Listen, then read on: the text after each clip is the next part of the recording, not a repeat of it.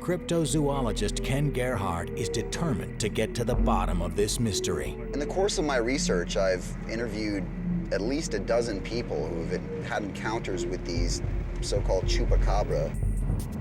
Gerhard's investigation leads him to the South Texas town of LaGrange, where ranchers have reported strange animal sightings.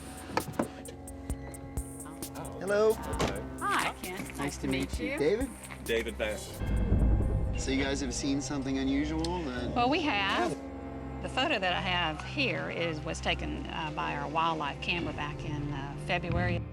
Obviously wasn't a dog, just the nastiest, scariest thing that I had seen, but Really? He had a very triangular face and triangular ears that stood up.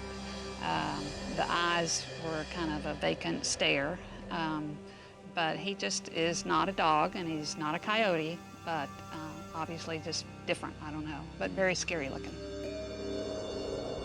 One of our cows had a calf, and one of our friends said, "Oh, David, what is that stalking your calf down in the lower pasture?" And I said, "Oh my gosh, it looks like a dog." It got up on its front legs, turned toward me and looked at me. It snarled it had the fangs in the front. And so I stood up and I did shoot it with a 12 gauge. And I quickly disposed of the animal. You can see this thing has a shorter, lower jaw. This is very unusual, and you can definitely tell the extreme overbite. These are very similar to photographs that I've examined from other so-called chupacabra animals. The sightings in South Texas match descriptions from across the state. But what is this creature? Gerhard heads to Fayetteville, Texas for answers. It's where the Hayeks hold the rotting remains of a mysterious carcass. Hi. How y'all doing? Ken Gerhard. Harvey Hayek. Pleasure to meet you, sir. Yes, sir. I'm Derek Hayek. Derek, Ken Gerhard. Nice to meet you. Thank you both for having me out here. I really appreciate this. Well, we're glad to have you down. You said they just found this a few days ago, right? Yeah, it's right here. Fine to see. And so here it is. Holy moly. It's the remains of an animal killed by a car. May have been ran over. Yeah, it was probably run over a few times. The other thing I find interesting about, not only this case, but some of the other animals that we found is that so many of them have been hit by cars.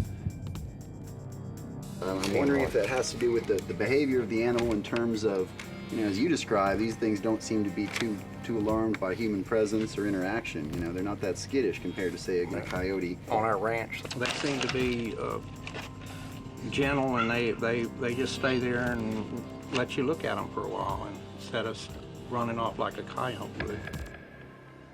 Of course, it's in pretty bad shape as far as decomposition, but we can kind of tell that the skin is lacking in hair, except around the feet. Is that hair on the feet normal? In the case of a mangy animal, that would be unusual.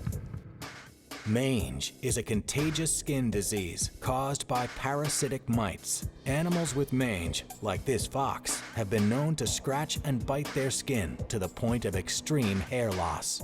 Usually, animals that have mange, they're able to reach those feet and hands to chew or scratch that hair off. So that's some of the first hair that goes off.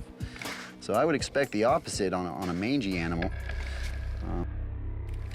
And it looks like it does have a fairly healthy set of teeth here. Now those canines or fangs there, they look kind of elongated. Well, this is a little bit unusual here, the length of the claws. All dogs have fairly good sized claws, particularly if they're wild dogs, but those are maybe a little bit longer than you would typically see in an animal like this. They don't look very worn down either. No, that's a good point.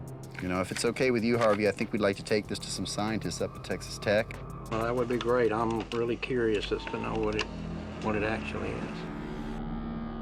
These twisted remains and the unusual sightings all point to one thing: a strange new breed of canine.